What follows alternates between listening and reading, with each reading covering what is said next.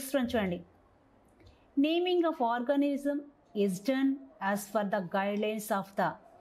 ఏ విధంగా ఈ ఆర్గానిజమ్స్కి పేరు పెట్టాలనేది కొన్ని రూల్స్ అండ్ రెగ్యులేషన్స్ ఉన్నాయి. ఎలా పడితే అలా పేరు ఇవ్వడానికి లేదు ఇక్కడ. సో ఎలా పెట్టాలి పేరు అనేది international code of zoological nomenclature. దీన్ని మనము ICZ అంటున్నాం. ICZNగా పిలువబడుతుంది.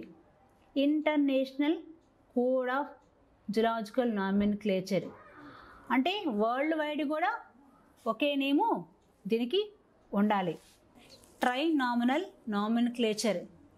ఇక్కడ ట్రై అంటే మీకు అర్థమవుతుంది కదా. Tri means three worded name. Nominal means name అని అర్థమవుతుంది మనకి. సో బైనామినల్ నామెన్క్లేచర్ గురించి విన్నాము. ఇప్పుడు ట్రైనామినల్ నామెన్క్లేచర్ గురించి వినబోతున్నాం. It is the extension of the binominal nomenclature. ఈ బైనామినల్ నామెన్క్లేచర్ని దీన్ని ఎక్స్టెండ్ చేసాం. ఈ నేమ్ అనేది పెంచాం. అక్కడేమో 2 పదాలున్న పేరుని పెట్టాం బైనామినల్ నామెన్క్లేచర్. ఇక్కడ 3 పదాలున్న పేరుని ఇవ్వడం జరుగుతుంది. The designation of subspecies with a 3 worded name called trinomen. అంటే ఏం చేసాము, ఎక్స్టెన్షన్ ఆఫ్ ద బైనామినల్ నామెన్క్లేచర్గా చెప్పుకున్నాం కదా. సో ఎక్స్టెన్షన్ అనేది దేన్ని యాడ్ చేసాము, ఇక్కడ సబ్ స్పీషీస్ నేమ్ని యాడ్ చేసాం. బైనామినల్ నామెన్క్లేచర్లోనేమో జీనస్ నేమ్ చెప్పుకుంటాము, సెకండ్ వన్ వచ్చేసి స్పీషీస్ నేమ్ చెప్పుకుంటాము.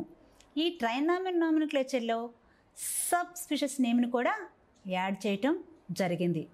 This is the 3 worded name called ట్రైనామెన్.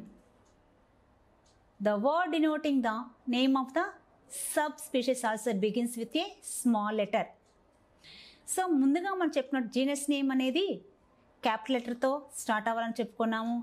అదేవిధంగా స్పీషీస్ నేమ్ అనేది స్మాల్ లెటర్తో స్టార్ట్ చేయాలని చెప్పుకున్నాము. అదేవిధంగా స్పీషీస్ నేమ్తో పాటు సబ్ స్పీషీస్ నేమ్ కూడా స్మాల్ లెటర్ని మాత్రమే యూజ్ చేయాలి. సో ఇక్కడ మీకు క్లియర్గా అర్థమవుతుంది చూడండి.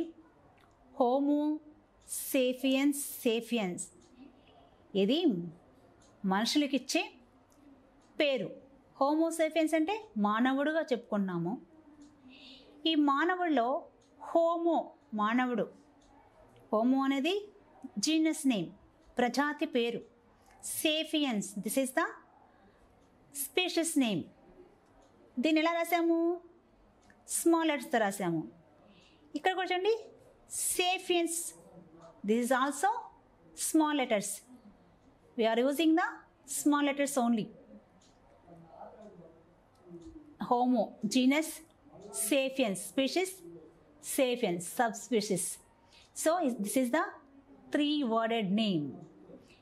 3 words ఉన్నాయి కాబట్టి ఒకే పేరులో 3 పదాలున్న పేరునే మనము ట్రైనామినల్ నామెన్క్లేచర్గా చెప్పుకున్నాము.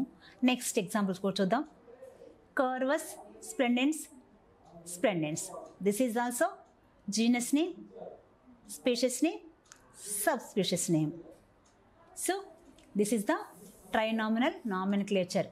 Next one, tautonymy. ఈ టాటోనమీ అని ఎందుకు అంటున్నాం అనేది చూద్దాం. The generic name and species name are the same is called tautonymy. Tautonymy, ditto అని ఏ విధంగా అయితే చెప్పుకుంటామో సేమ్. ఏది సేమ్ ఇక్కడ? జీనస్ నేము స్పీషీస్ నేము రెండు కూడా ఒకేలా ఉంటాయి.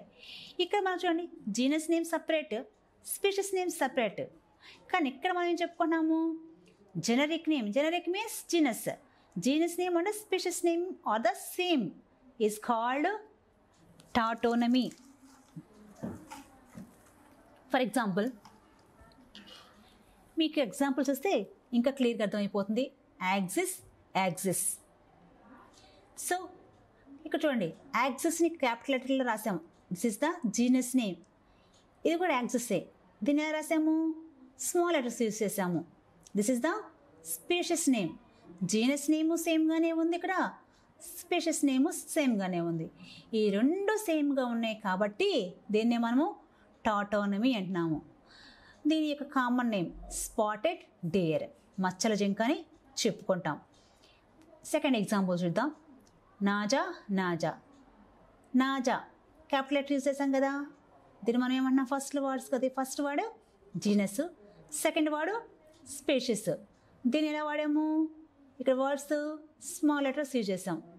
సో నాజా అనేది రెండు కూడా జీనస్ నేమ్ స్పీషియస్ నేమ్ కూడా రెండు సేమ్గానే ఉన్నాయి. సో అందుకే మనము టాటానమీ అన్నాము. దీన్ని ద ఇండియన్ కోబ్రా అని పిలవడం జరుగుతుంది.